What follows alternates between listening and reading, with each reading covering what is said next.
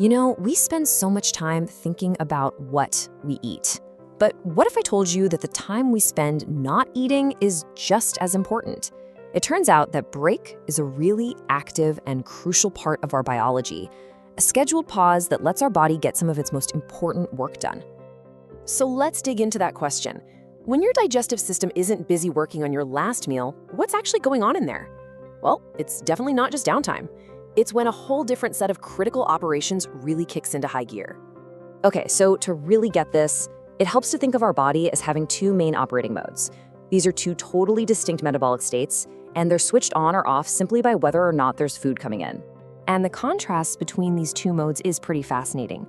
When we're in the fed state, our body is in what's called an anabolic or building mode. Think of it like construction time. We're using nutrients, we're storing energy for later. But in the fasted state, the body flips the script. It goes into a catabolic or cleaning mode, where the whole focus shifts to repair and recycling. Now, the thing with modern life is that with all the meals and snacks, we can kind of get stuck in that fed state, which means we rarely give our body the chance to switch over to this essential cleaning cycle. And that brings us to this really key concept, the metabolic switch. This is the actual trigger that shifts your body from one mode to the other. It's not some new fad, it's a deeply ingrained process that our bodies have been designed to do for a very, very long time. So how does this switch actually happen? Well, first, your body burns through the easiest fuel it has, the glucose from your last meal. After that's gone, it dips into its short-term savings, which is a stored form of glucose in your liver called glycogen. That usually takes about 12 to 16 hours to burn through. And it's only after those reserves are gone that the real switch flips. Your body then starts breaking down stored fat to use as its main source of energy. And the result of that switch is pretty amazing. As the liver breaks down those fats, it produces these molecules called ketones. Ketones are an incredible alternative fuel source, and lots of our tissues, including our brain, can run on them very efficiently. So in simple terms, instead of running on sugar, your body starts running on fat. So let's zoom in even further, right down to the cellular level. Because once your body is in this fasted, ketone-burning state, it's not just using a different fuel. It's also turning on this whole suite of deep cleaning and repair programs inside your cells. One of the most important of these programs is called autophagy. And honestly, the best way to think of it is like your cell's own internal cleanup crew. Autophagy goes around, gathers up damaged proteins and old, broken cell parts, and recycles them to build newer, healthier components. Fasting is a really powerful, natural way to get this essential process going. But it's not just autophagy. The fasted state triggers this whole cascade of protective mechanisms. Our bodies start to produce more antioxidants, they get better at repairing DNA, they dial down inflammation signals, and they activate pathways that basically make our cells tougher and more resilient to stress. So you might be wondering, what's coordinating all of this activity? Well, a huge part of the answer lies with a special family of proteins called sirtuins. You can think of them as these tiny metabolic managers.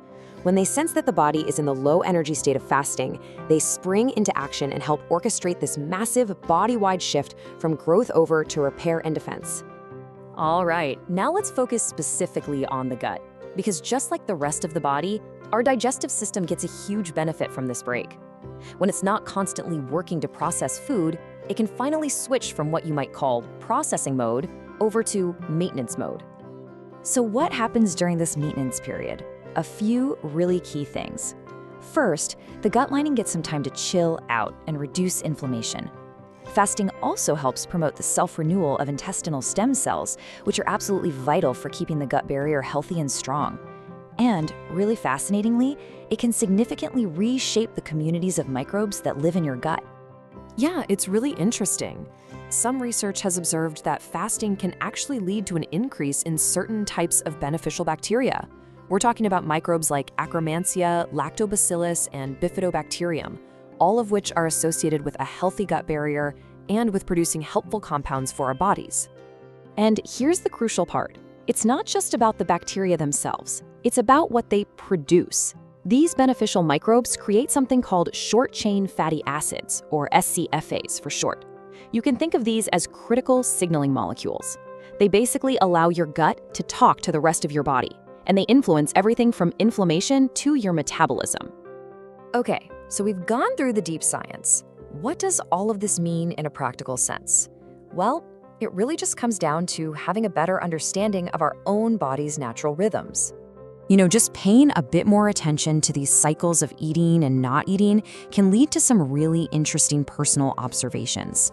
You might start to notice shifts in your hunger signals or changes in your daily energy patterns. Or maybe you'll just have a greater awareness of your digestive comfort. It's really all about listening to your body's feedback. This all ties into a final, really powerful idea: synchronization. See, our bodies run on all these internal clocks, which are known as circadian rhythms. You can imagine a master clock up in your brain, and then smaller local clocks in all your organs, like your gut and your liver. Having a regular rhythm of eating and fasting helps keep all of those clocks in sync so they can work together harmoniously.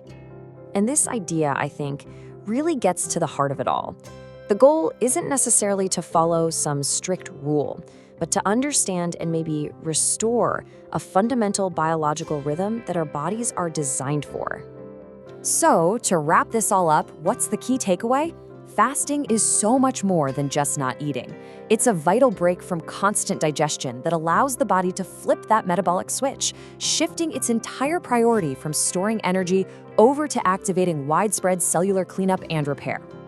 And this period of rest is just profoundly important for our gut. It's dedicated time for maintenance, for stem cell renewal, and for reshaping our microbial communities in ways that seem to support our overall health. So we'll leave you with this final thought to ponder. In a world that's so focused on what to eat, what if the breaks between our meals are just as important as the meals themselves? Understanding that rhythm might just be a key to better understanding our own biology.